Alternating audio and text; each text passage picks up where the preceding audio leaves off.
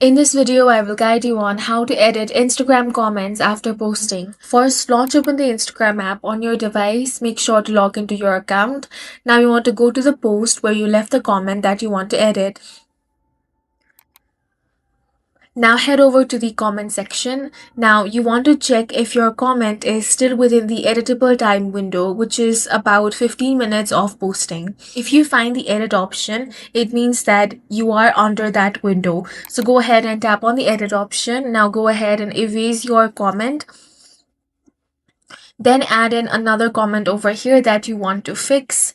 Then tap on this arrow icon to send it. Your comment will now show as edited, but only the updated version will be visible.